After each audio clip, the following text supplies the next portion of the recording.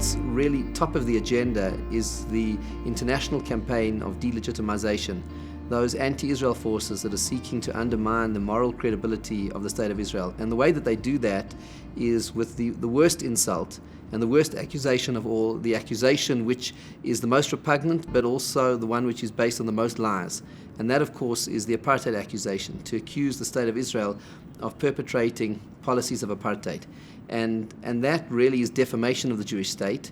I think it's equivalent to the blood libels of Europe. In the same way, in Europe, they used to accuse Jews of killing non-Jewish children and using their blood to bake matzah. It is in fact the same level of lies and defamation of the Jewish people to accuse the State of Israel of perpetrating apartheid policies. And from a South African perspective, it's also deeply insulting to the victims of the real apartheid, because the men, women, and children who suffered in South Africa, the African population of South Africa who were put through the brutality, firstly, of centuries of colonialism, and then followed up by the apartheid policies of the National Party when it seized power in 1948, it's an affront to them, because if everything is apartheid, then nothing is apartheid. And I think it's so important for people to understand what actually were the laws of apartheid in South Africa. And I grew up during the apartheid years, albeit towards the end of the apartheid years, but I saw firsthand what apartheid was. And apartheid was a system where law ensured that there would be complete separation between black and white people. And that separation would mean the complete disempowerment, that lack, for example, that black people could not vote in South Africa. They could not hold high office, could not serve on the judiciary, could not be members of parliament, could not serve in any position of seniority, could not share hospitals with white people, could not go to the same schools as white people, could not even sit on the same park benches as white people, not even use the same public toilets. We grew up in a country where toilets were marked for black people and for white people. That is how far. The beaches, the seashore was, there were beaches which were demarcated for black people and demarcated for white people. It was offensive. It was growing up in a society where racism had actually been legislated and made a part of society. So when I hear, and having been born in South Africa, and I hear Israel being accused of apartheid, I find it so deeply offensive on every level as a Jew, and also as a South African, someone who's grown up with what the real apartheid was. It's so deeply offensive because the State of Israel is none of that. If we look, certainly on this side of the 67 borders, you have complete equality in the society. And maybe let's begin our discussion just around the pre-67 borders and look at Israel proper today, where we see that Arabs and Jews, Christians, Muslims, everyone have an opportunity to vote, an opportunity to be part of the legislature, to serve in high office. And I think it's important to explore how free and open and democratic the State of Israel is today. Well, I think as you said, Rabbi, we have to split into two categories. There's the category of the Israeli-Palestinian conflict, which takes place outside of the 67 lines, in the West Bank and places like the Gaza Strip, and that we could talk about in a moment. But within what's known as, let's say, Israel proper, the pre-67 lines, which is Jerusalem, Tel Aviv, Haifa, large part of the country. We have 8 million Israeli citizens. 6 million of them are Jews. 2.1, 2.2 are Arabs. These are Arabs that enjoy full equal rights. We have 13 members of Knesset, members of parliament, who are Arabs. I'll tell you, just 2 of them. One of them recently was found to have smuggled cell phones into an Israeli prison to terrorists.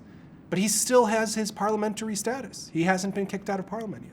We have another one, Hanin Zouabi, who sailed on a flotilla full of terrorists and mercenaries on their way to the Gaza Strip that was stopped. She's still in parliament. This was a crime, violation, but she's still in parliament. So we have those 13. Just last week, the Israeli government nominated and confirmed another Israeli Arab to serve on the Supreme Court as a justice. We have a Druze member of cabinet, a minister in the Israeli government who is a Druze Arab. So to say that there is apartheid within Israel is absurd. It doesn't exist. And it's correct to say that the hospitals, the schooling system, all of that is open to Jew and Arab alike, and you'll find, if you go into a hospital, you'll find Jew and Arab lying side by side together in wards together. There's complete openness. Park benches are completely open to everybody. The beaches are open to everybody. It's a completely integrated society. You go to the Tel Aviv beach, and you'll sit there and you'll have your Jewish woman in her swimsuit, and you'll have your Arab woman in her burqa, and she's going in the water, and they're sitting right next to one another. You go to the hospitals. We gave birth to 3 children. My wife gave birth to 3 children in Hadassah in Karem, a hospital in Jerusalem. And once or twice we shared a room with an Arab woman who gave birth to a child. Right? So there's no apartheid. We had one of the surgeons. My wife had to have C-sections. One of the people who participated in the surgery was an Arab doctor, and that's fine. And that's the way Israel is, and that's the way Israel has always been since 1948. When you look at the Palestinians, it's true. We have a conflict. And they're the Palestinians, there's about 1.5, 2 million of them who live in the West Bank, do not have Israeli citizenship. Well, let's deal with that issue now, because now when we deal with the post-67 borders, the way my understanding of it is the following, is that in essence what we have there is a border dispute. There's a question of how and where to create a Palestinian state. There wasn't a Palestinian state pre-1967. The West Bank was occupied by Jordan. The Gaza Strip was occupied by Egypt. As a result of the 1967 war, those territories became of unknown legal status to be determined through negotiations, and that's the issue here, that we have a border dispute which is taking place, and the area, the legal definition of that area is at the moment it's unclarified, and there is a dispute which is taking place, and part of the way to resolve that dispute is through negotiations, and part of the tragedy has been, the way that I understand it, has been the fact that Israel has been willing to negotiate time and again, and yet there hasn't been a willing partner on the other side, as if like we saw in the Camp David talks and the Taba talks, and etc., time and again, the land for peace was offered to establish a Palestinian state, where you even have the national consensus through Prime Minister Netanyahu eventually bringing the Likud party on board to recognize the importance of the establishment of a Palestinian state. And yet there hasn't been a willing negotiating partner on the other side. And I think that's part of the lesson from the South African experience is, if I could say, is that in South Africa, the ANC, the African National Congress, led by Nelson Mandela, desperately wanted to negotiate peace. But they had no one to negotiate with. So for decades, they had to turn to the armed struggle because they had no one to negotiate with on the other side. As soon as the National Party was ready to negotiate, there was peace in South Africa. And in a certain way, to flip things on its head perhaps, Israel is like the ANC of the Middle East. It's ready to negotiate, like Nelson Mandela. But no matter how great Nelson Mandela was, he had to wait for 27 years in prison before he could make peace, because there was no one on the other side who was willing to make peace. And we long and pray for that opportunity where there will be a real peace partner. But until then, these territories remain in dispute, and there's serious security considerations. What do you say about this? I agree 100%. I mean, like you said, after 67, when Israel conquered the West Bank and the Gaza Strip, the West Bank until then was controlled by Jordan. Jordan in the 1980s relinquished all control over the West Bank. Egypt, which had controlled the Gaza Strip, also walked away. But remember, Israel has the land for peace paradigm, was used in 1981 when Israel signed a peace deal with Egypt and walked away from the Sinai, handed over the Sinai to Egypt.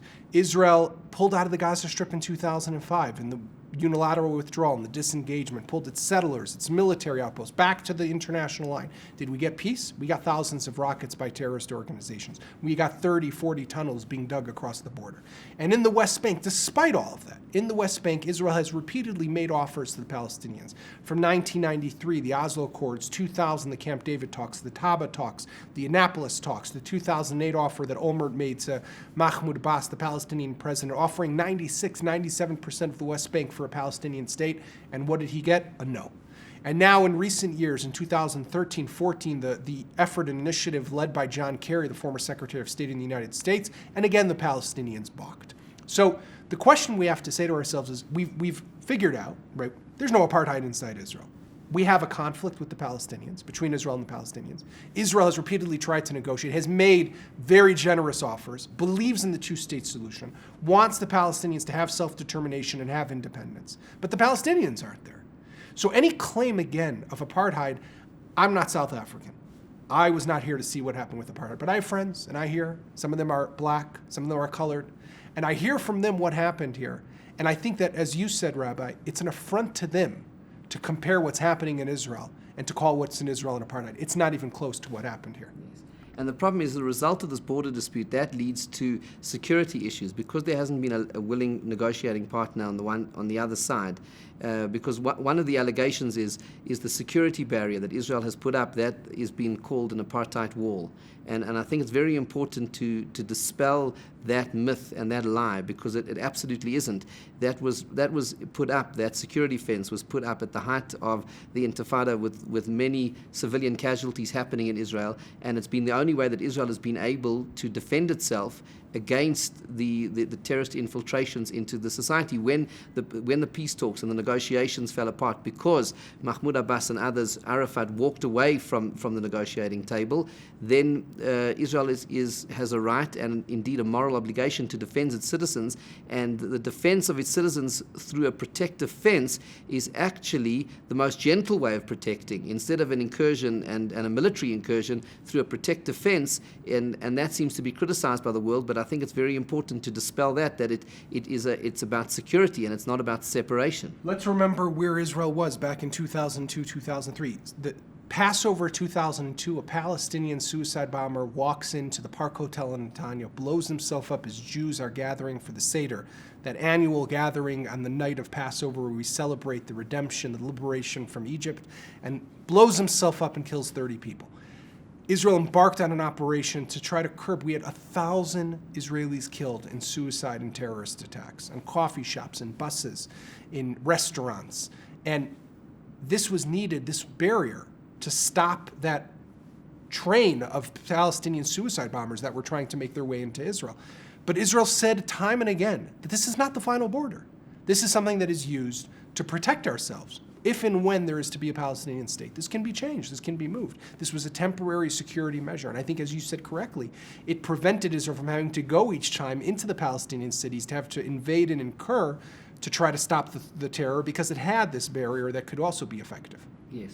And I think, what's so important about our discussion is, you see, just in the space of a few short minutes, we're able to dismantle this accusation, this apartheid accusation, which is such a lie, and it's an important one to dismantle because of the seriousness of it. And I think that is a very important thing. To accuse anybody of perpetrating apartheid is the worst insult ever, because it's an accusation that strikes at the very moral reputation of the Jewish state, of the state of Israel. And that's why I think it's been such an important discussion that we can dismantle this argument, because it actually represents such a threat to the future of the state of Israel. And we cannot let this accusation lie. Sometimes an accusation seems so outlandish that you can say, well, is there a point of even refuting it? Because it's so obviously absurd.